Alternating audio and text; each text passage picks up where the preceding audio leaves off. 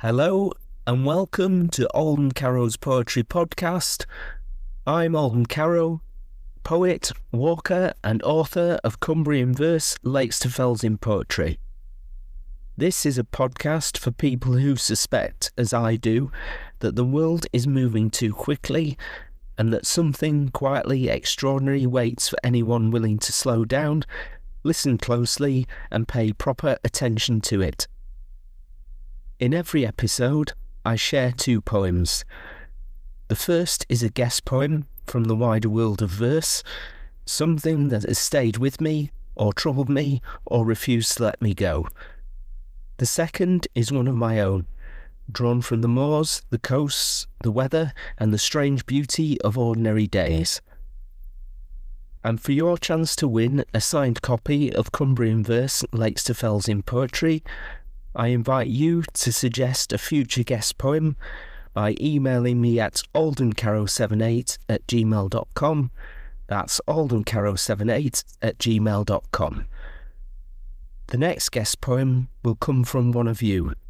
My email address is in the episode description.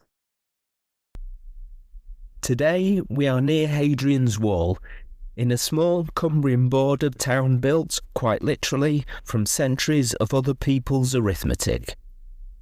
This is a place where Roman soldiers logged tonnage into a rock face, where Victorian engineers logged a stream out of existence, where an industrial age logged coal along a track that is now only a footpath, and where the present day logs a whole town's economy against a railway timetable. This is an episode about what happens to a place once the measuring stops being the point, about the strange, slow alchemy by which somewhere built to be accounted for can become somewhere loved instead. We begin with a Roman soldier, posted to this exact stretch of frontier for 40 years, who is ordered home to Rome and finds, to his own astonishment, that he can't go.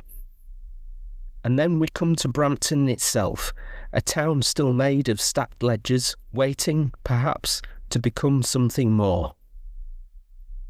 So pour something warm, settle in, the wind is up, the light is going, and there is poetry to be found. Before we come to my own poem, I want to put our theme plainly, because again, the whole episode turns on it. A place begins as a ledger, it ends as a home. Every place we love was, at some point, only a set of coordinates to somebody, a plot on a map, a posting, a job, a line in an account book. Nobody arrives anywhere already loving it, and yet places do become loved, over years, in a way that has nothing to do with why they were built or why we were sent there in the first place. This week's guest poem is one of the most moving accounts I know of that exact transformation, caught at the precise moment it becomes undeniable. It is the Roman Centurion song by Rudyard Kipling, first published in 1911. Kipling himself was a man who knew something about being sent somewhere by an empire and finding it changed him. He was born in Bombay, sent to England as a child for his schooling, and later returned to India as a young journalist, before eventually settling in England for good. That double loyalty between the place you were made for and the place that quietly remade you runs through a great deal of his work, and nowhere more plainly than here. Kipling gave the poem the subtitle Roman Occupation of Britain, AD 300, and I want you to hold on to that word, occupation, because we are going to come back to it properly in the discussion. The poem is a dramatic monologue, spoken by a centurion addressing his commanding officer, his legate. He has just received the news his cohort is being recalled to Rome. The ships are ready, his men are already marching abroad, and instead of relief at finally going home, he is undone. He has served in Britain, from Vectis to the Wall, from the Isle of Wight to Hadrian's frontier for 40 years. His wife is buried here, his son is buried here. He was made a man here in the most literal sense, his name, his rank, his whole adult life were built on this soil, not on the soil of Rome. And so, when Rome calls him home, he has to tell his legate the truth, which is that Rome is no longer where his home is.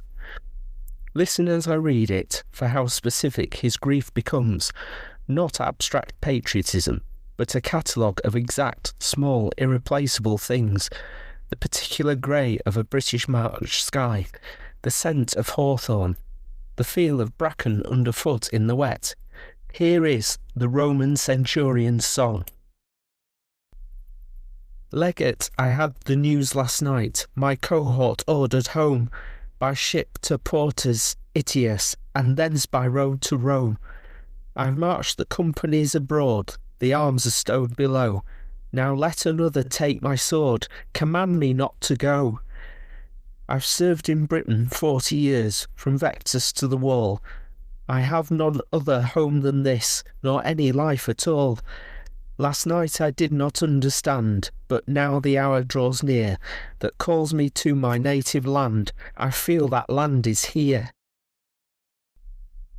Here where men say my name was made, here where my work was done, here where my dearest dead are laid, my wife and son. Here where time, custom, grief and toil, age, memory, service, love, have rooted me in British soil. Ah, how can I remove? For me this land, that sea, these airs, those folk and fields suffice. What purple southern pomp can match our changeful northern skies?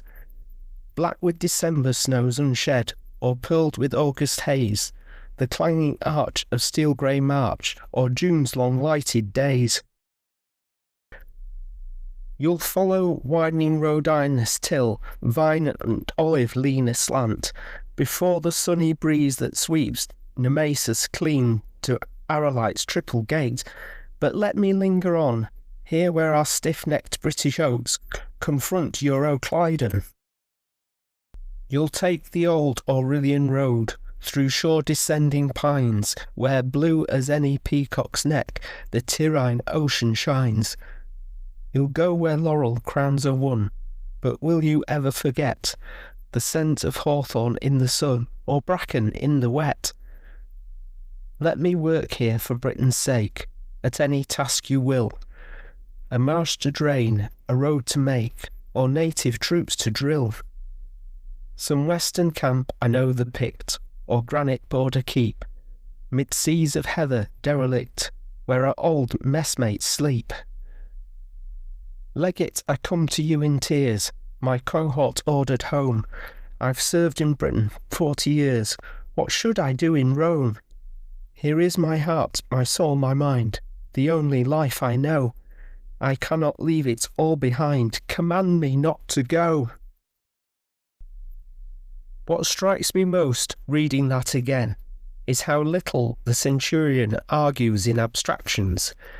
He does not tell his legate that he loves Britain in general, or that duty has bound him here, or even that the empire owes him a posting of his choosing. He gives a list: hawthorn in the sun, bracken in the wet, the particular clanging grey of a steel March sky, a granite border keep where his old messmates are buried under seas of derelict heather. Even his offer to stay is made of specifics, not let me remain, but a marsh to drain, a road to make. When he tries to describe the pull of home, he can't do it in a sentence. He has to reach for a list of things he could only know by having stood in the actual weather, in the actual place, for 40 actual years. That is the tell, I think, of when a ledger becomes a home.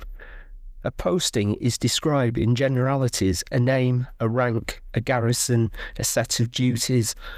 A home can only be described in specifics, because the specifics are the only thing love actually knows how to hold on to. Rome, to this man, has become the abstraction. Britain, cold, wet, provincial Britain, the far edge of the map, has become the only place specific enough to be real to him.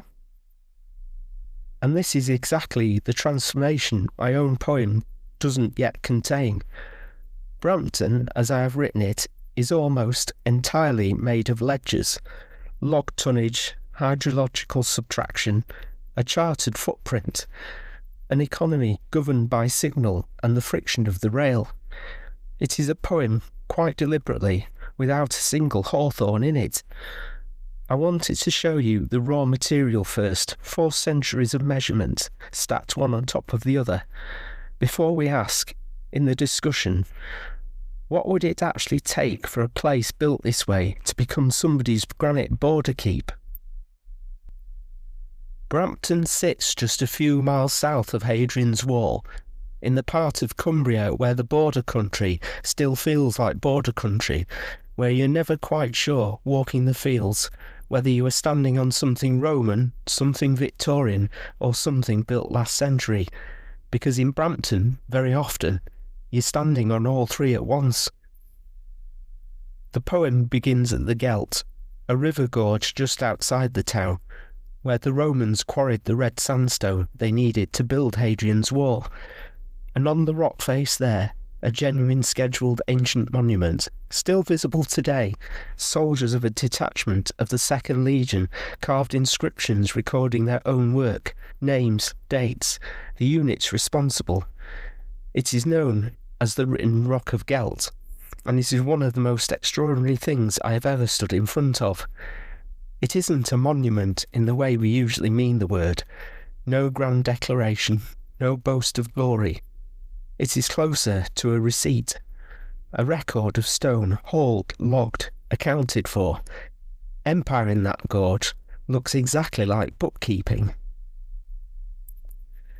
And then, walking into the town itself, you find the same instinct repeated, generation after generation, in different materials. The Victorians couldn't leave the little beck that once ran openly through the town alone. They culverted it, buried it under brick, engineered it out of the visible landscape entirely. You can only tell it's still down there from the strange kink in a garden wall, or the odd angle of a property boundary that makes no sense until you realise it's following the memory of a stream nobody living has ever seen. The industrial age laid a small horse-drawn tramway, locally called the Dandy, to haul coal. It's a quiet footpath now, and the old weaving shop windows that once watched it stare blankly instead at the modern railway line that eventually replaced it. The line that still carries Brampton's commuters to Carlisle and Newcastle back again every single day on a timetable as fixed and unbending as any tide. I wrote this poem to show you all of that stacked measurement without softening it, because I think you need to feel the full weight of it before the discussion can do its work. Brampton, as I have written it here, is a place that has been logged, subtracted, tracked and timetabled by 4 different centuries, and loved in the poem itself by none of them. That absence is deliberate. Kipling gave us the home. I wanted to give you the ledger it might one day become. Here is my poem, Brampton. The Gelt cuts deep through a hollowed-out inventory. Red sandstone gouged to build the limit of the world. The written rock isn't a monument, but a ledger, a detachment of the 2nd Legion carved the face, logging the tonnage hauled up to the ridge. Empire is a weight calculation, fossilised in the flank. Civilian streets mimic that military grid, paved over the silence of the culverted beck. A hydrological subtraction managed by Victorian brick, the water runs beneath the charted footprint, visible only in the kink of a garden wall, the peculiar alignment of property boundaries. The Dandy's coal tract is a footpath now, and the long windows of the weaving shops stare blindly at the logic of the Newcastle line. The economy is tidal, a morning departure, an evening return, governed by the signal and the immutable friction of the rail. This brings us to our discussion for today, and it grows out of a question I hope you have already started asking yourself. What exactly would it take for Brampton to become what Britain became for Kipling's Centurion? What turns a ledger into a home? I don't think the answer is time alone, though time is certainly part of it. The Centurion had 40 years after all. I think the real answer is a second kind of knowledge, one that never appears in any of the 4 ledgers stacked beneath Brampton streets. Call it the unofficial map. Every place we come to love eventually accumulates one, laid quietly on top of all the official records, the surveys, the property boundaries, the timetables, the tonnage logged into a rock face. The unofficial map is made of things nobody would ever think to record, because they are only visible to someone who has stood in a place long enough and paid close enough attention for the place to start confiding in them.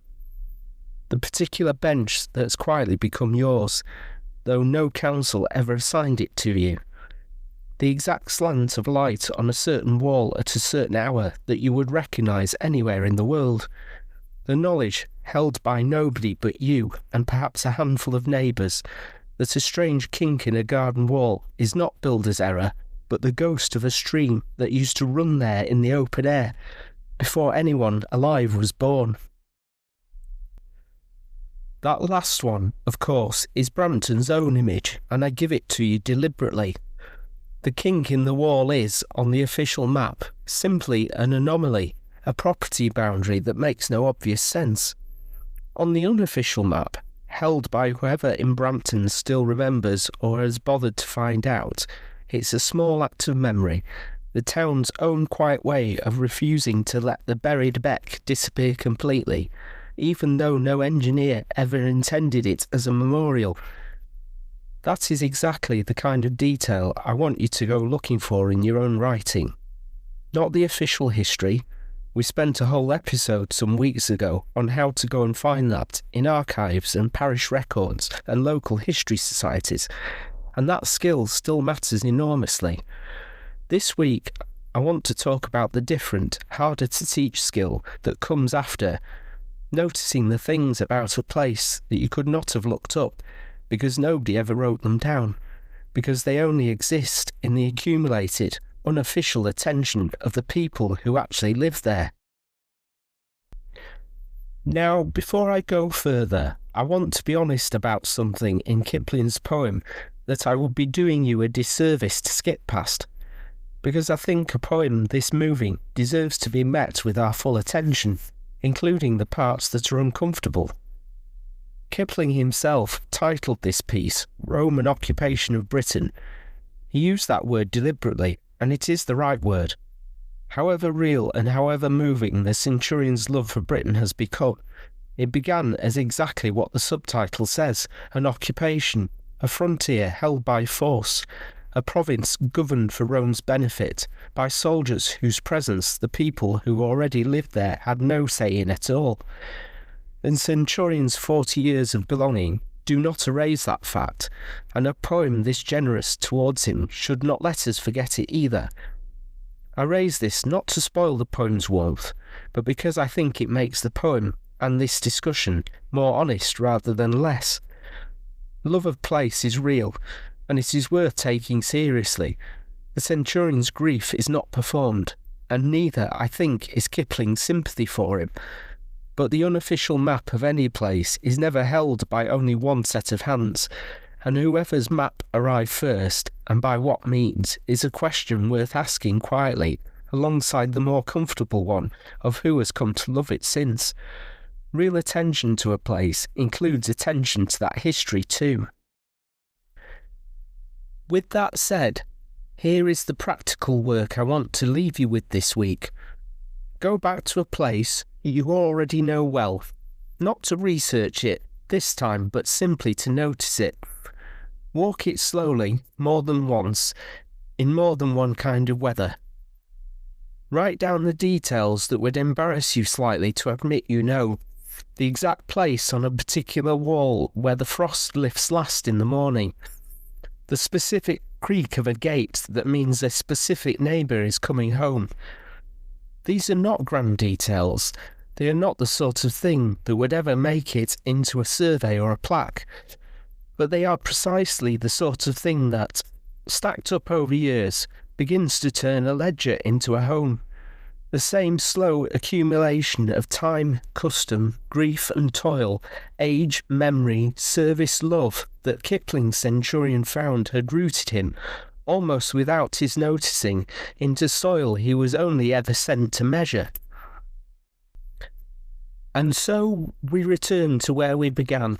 A place begins as a ledger, it ends as a home. Brampton, as I have written it this week, is still mostly ledger.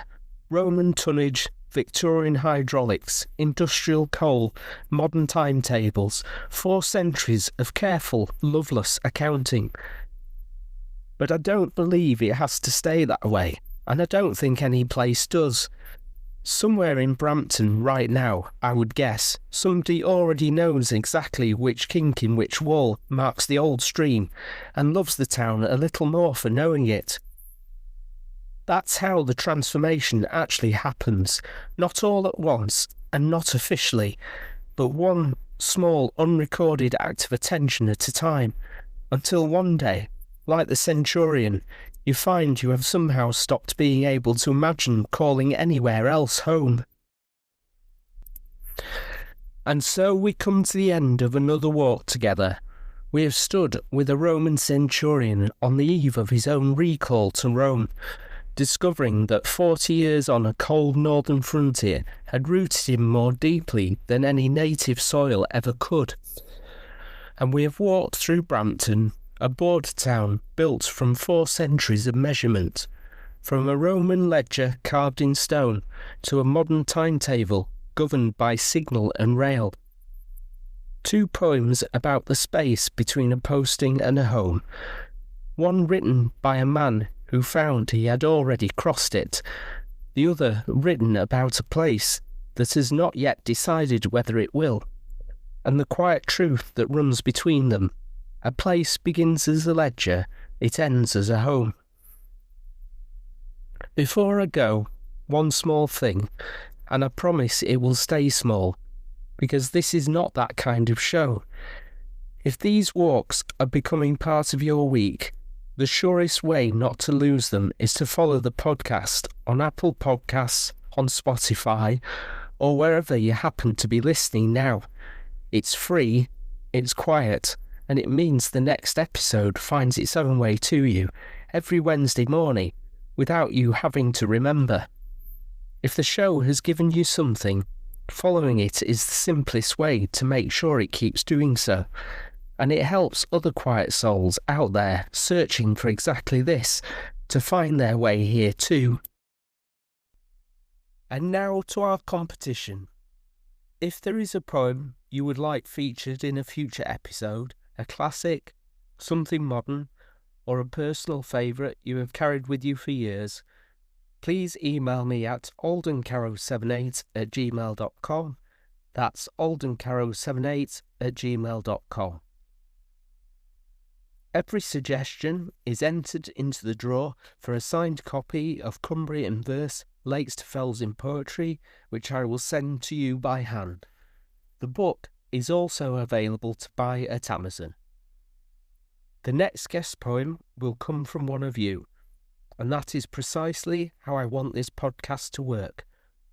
Not a ledger of listeners logged and counted, but something closer to that unofficial map, built slowly, by hand, by the people who choose week after week to add themselves to it.